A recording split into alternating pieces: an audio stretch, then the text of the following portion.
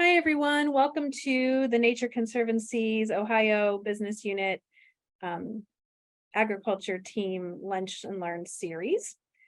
We're beginning our first out of 3 for our non-operating landowner series. So all of these programs for the next 3 months will be directed to those people who are landowners and who may or may not be farmers. So thinking about those people who own land and want to make decisions on that land that can better their conservation.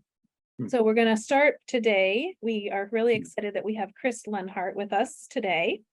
He is one of our farmer advocates for conservation. He's our only one who doesn't farm for a living, but he does own a farm and has done some conservation on his farm. So he has that perspective. So I'll let Chris introduce himself and tell a little bit more about his work and share his presentation with us. We'll be hearing his presentation for about 15 or 20 minutes, and then at the end, we'll have a time for questions. And you could also at any time type questions into the chat if you have a question. So welcome, Chris. All right, thanks, Stephanie.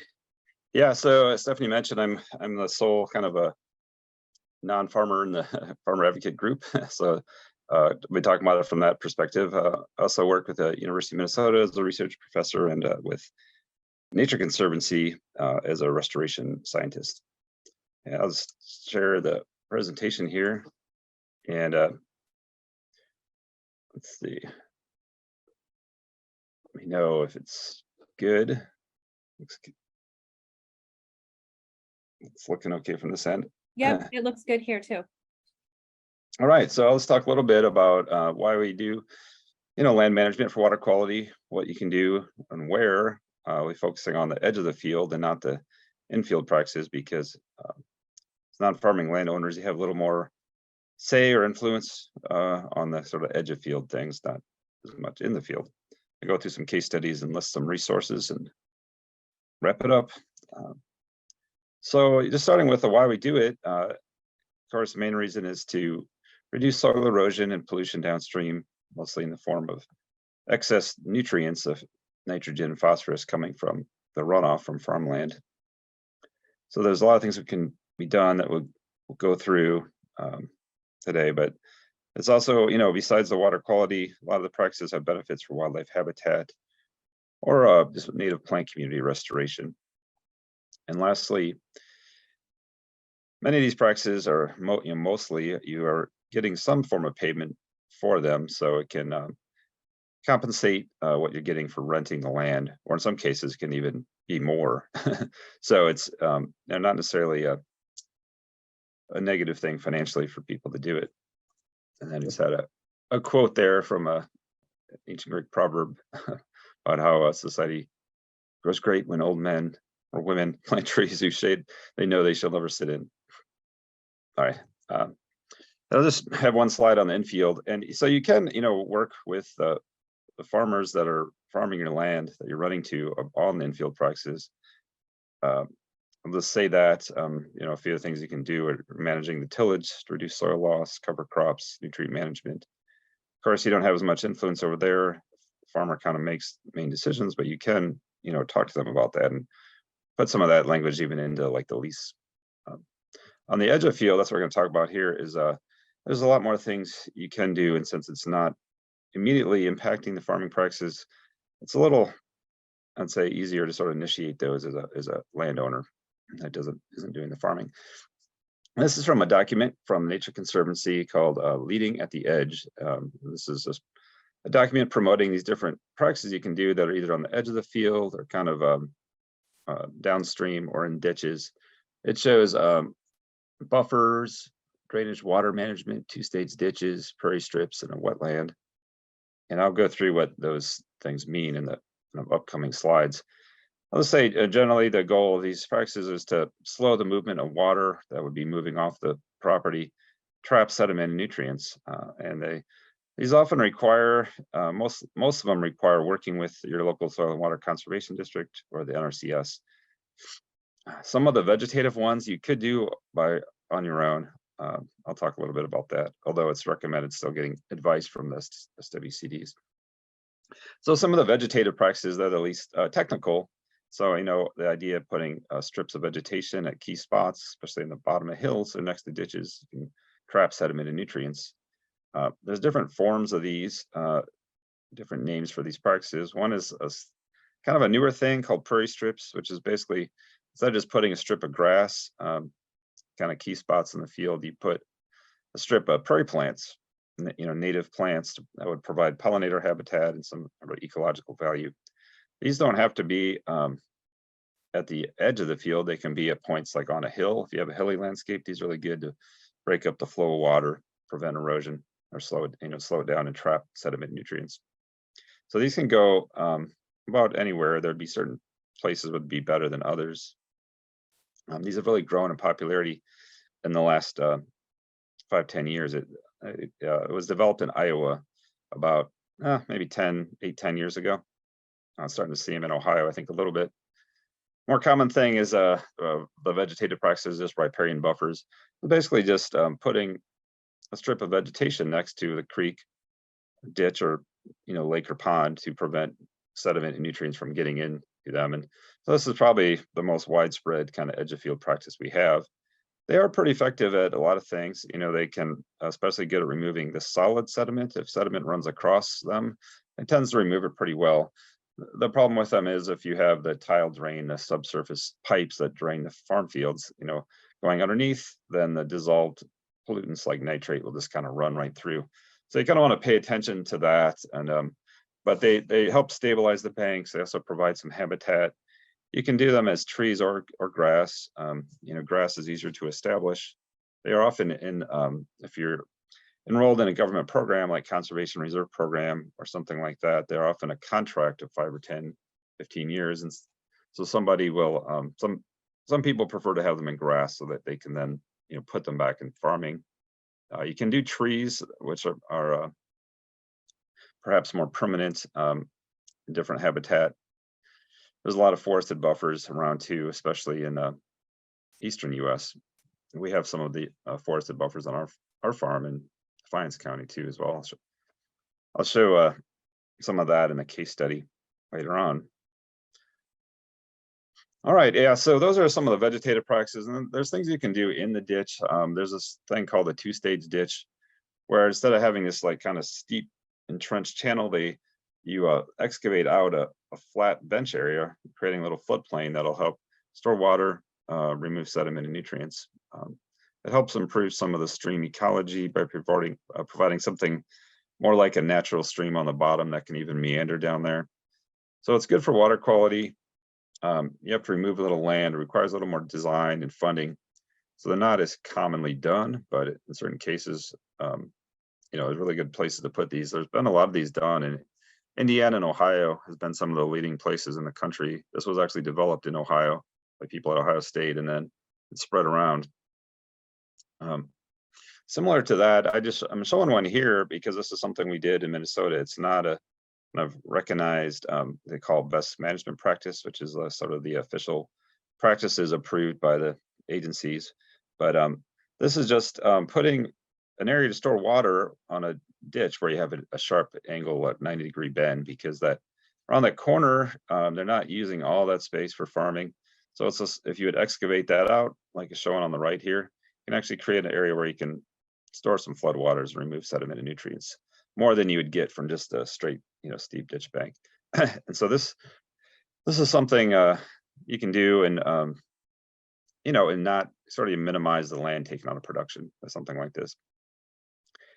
There's other spaces where you can find on your land to kind of squeeze in water storage. I'll mention some of these as you go along here, but so another one is this drainage water management. This isn't at the edge of the field, but this is putting in a water control structure where your tile drain system leaves your farmland, or at some point where you can get control over the water.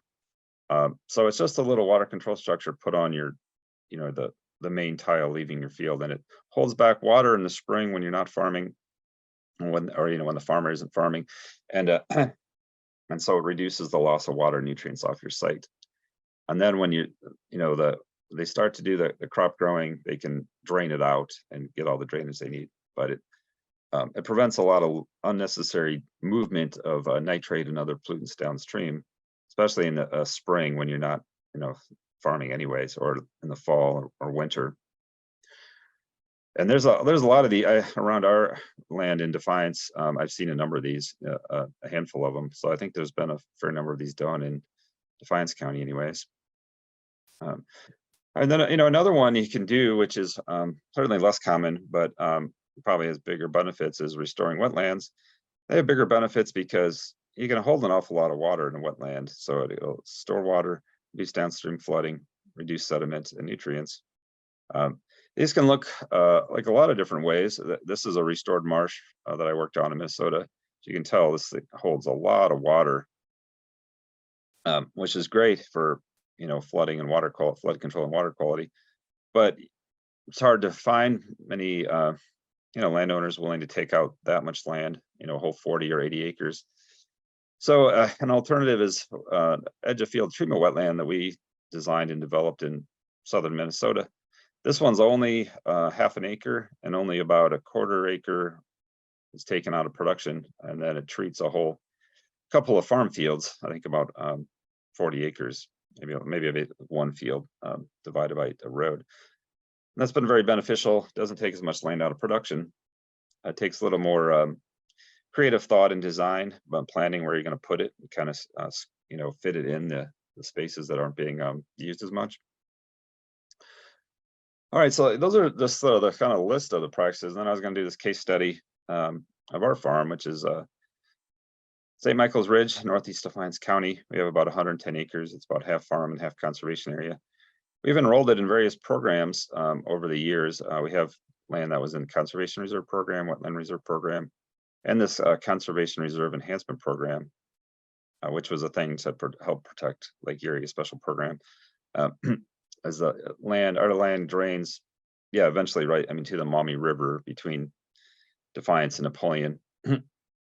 It's owned by a group of my siblings, Lenhart Family Farm LLC. It's a century farm, been in our extended family for over a century. I've been doing conservation practices, I say, since 1990. That's I know of with our family, and I'm sure people that farmed there before probably did some of these things to reduce soil loss for sure. But these more edge of field things we've been doing since the 90s, even 80s, really planting trees. We restored the wetland in 2007, which is in the back 40, literally the back 40 acres. I'll show you that. But first, some of the other practices on our farm is the buffers. So on the right is a more typical riparian buffer running along one of our ditches with grass. I believe it's 50 feet wide from the edge of the ditch. Normally they require, I think it's 16-foot buffer for ditch maintenance. So you're adding a little area to grasses, and we had it in prairie planting. So that's kind of the most typical riparian buffer. Riparian just means alongside a stream or ditch or lake. We also have some forested. These are really more like a windbreak. So in the wetland that we restored in back, we had 7 acres of tree plantings that serve as kind of a buffer and a windbreak. They're not next to the ditch. They're just on either side of the field. All right, and those have done well. Both of those. It takes a little more work to get the trees up and growing. You have to protect them and mow around them for a number of years, but perhaps have more value over time, sort of ecologically and aesthetically. But the grass buffers are certainly more common. They're easier to do and get established. Then we had so we had the buffers, and then we did this wetland restoration with those programs I mentioned, Wetland Reserve Program, and as well as part of it was in the CREP. I was just showing the northern 40 acres pre-restoration in 95. We restored it about 2007, and then they did some excavations so that it wouldn't just be a flat kind of wet prairie, but the excavations made some shallow marsh that were waterfowl habitat and things to provide some variety of depth. It looks like that when it's really wet. That was in December 2009. When it's drier, it looks like that. It's basically a wet prairie with trees growing along the side of it. So in this, we actually did some research on this with people from Defiance College and other places, and we estimated the nutrient reduction, that we reduced the loss of nutrients by 270 some to about 370 kilograms of nitrate per year, 23 to 27 kilograms of phosphorus per year. So that all that tile drain and farm field that drained in the ditches untreated is now, treated, and it barely even drains out of there. Actually, it hardly leaks water out at all, except for late winter, early spring. And that helps reduce algae blooms downstream, in the Lake Erie, but also, in the Maumee River and other local water bodies. Also had rare plant and animals out there. We established a number of actually rare kind of prairie species out there because there's so little prairie in Northwest Ohio, outside of like the oak openings. It was also really cool, all this wildlife that showed up, when we were home this year. We saw sandhill cranes, which is the first time I'd ever seen those in this area. Because I don't live out there, but they definitely were not there like 10, 20 years ago. So that was really cool. All right, and then, wetlands, not everybody's going to do wetlands, but there are, like I said, a number of things you can do. I was a co-author on this guide from Minnesota called Fields to Streams about managing water in rural landscapes. And that picture it shows there, kind of managing these ditches where you can put in-ditch impoundments. That requires engineering, permitting, and things like that, but there are some sort of lesser maybe things you can do that don't require as much engineering and cost. Like this is a cascading waterway, which is kind of a new thing they're doing in Northwest Ohio. This was from a TNC fact sheet I found from Allen County, but basically create kind of little impoundments within a grass waterway. And that's like a grass swale running through the fields in the steep area that helps prevent erosion and downstream movement of sediment and pollutants. That's kind of a new one. Yeah, it's kind of an example of just trying to squeeze water storage and water treatment into these areas on the farm where you can without taking additional land out of production. And one last thing I'll mention here, which isn't really a water quality treatment practice, but a water management practice, is just the farm ponds, which are probably the most common kind of water body that we have out in Northwest Ohio, because it's the dense clay soil. You can just dig a hole and a pond forms, and so people use them for recreation and water storage. But they also make they can make good fish and wildlife habitat. Our farm pond, shown on the right here, has been great fishing habitat. We naturalized the shoreline, so it's become its own little ecosystem. We do have to manage the algae blooms by putting some different either dye or copper sulfate, which reduces the algae blooms. But it does really well, and it's been a kind of a fun source of recreation, fishing, swimming kind of thing. It doesn't have to, you don't have to have a pond that has a perfectly manicured sides like this pond. This was actually a lake in Chicago that we were just at the other week. Yeah, so you don't have to have the perfectly manicured pond. You can have kind of a natural environment that is more enjoyable for the landowners generally. I know another part of this is you can, doing these water practices, there's a lot of interest in how well they're working in Northwest Ohio and Ohio. There's the H2 Ohio program now, which is funding all sorts of wetland and water quality work. And so at our farm, we've had a number of places, elementary schools, Holy Cross School in Defiance, colleges. University of Toledo is doing research out there now with us. And a few years ago, we had Defiance College when Doug Kane was here, and that was a picture of some of the students from the restoration ecology class doing some work out there, a survey. And then we had Florida Gulf Coast University. That was Bill Mitch, who was formerly a Ohio State professor in wetlands, but he moved down there, but he still had ties to Ohio. So that's just another thing. I just mentioned that because sometimes landowners are interested in getting more out of it than just putting the practices in there, but learning about it, sharing what's going on with other people. It's a good way to do that. All right, now let's mention a few funding sources, references, and then can talk for a few minutes if anybody has any questions. Yeah, so these are some of the common programs that will fund buffers, wetlands, drainage management practices, etc. So that NRCS is the Natural Resources Conservation Service. They have this Conservation Reserve Program, which is one of the biggest conservation programs in the US, enrolling land in these buffers and other types of conservation practices. There's also the Environmental Quality Incentives Program from the NRCS, which funds more kind of best management practices in farm fields, and some of them are edge of field too. There are other programs. NRCS has the majority of the funding. You would work with the local soil and water conservation district. There's also special grant programs like Ohio EPA has some that will fund new or innovative or a highly beneficial projects like wetlands or stream restoration or two-stage ditches. And then now there's the H2 Ohio, which is funding wetlands, but also I believe streams and other kind of water storage projects. It was started in Northwest Ohio. Now I believe it's the whole state, although still more focused on the Lake Erie Basin, Lake Erie Drainage Basin. But all right, yeah. So in summing up, there's a lot of actions landowners can take to improve water quality in their land. In-field work requires more close cooperation with the farmer, although you can talk to them about that, and even work it into the leases. Edge of field practices, you can initiate more on your own, really working with the agencies to do those, and it's not that hard to do that. It requires some meetings and paperwork and things, and then you don't have to do any of the work yourself. Like I said, like a vegetated riparian buffer, you could do that yourself if you sort of prepped the land next to the ditch and planted prairie plants and things. It's a little more low tech. All right, and there's funding available for a lot of these practices.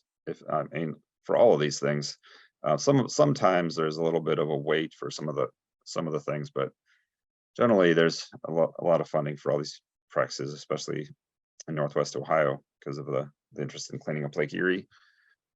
Oh yeah, and there's just a page from the H2 Ohio program there, and yeah, so that's all. And this, the presentation will be available if you want any of these links. Stephanie's recording it and could send you a PDF, a copy of it too, if you want. And that's all I have for now. So thanks for listening.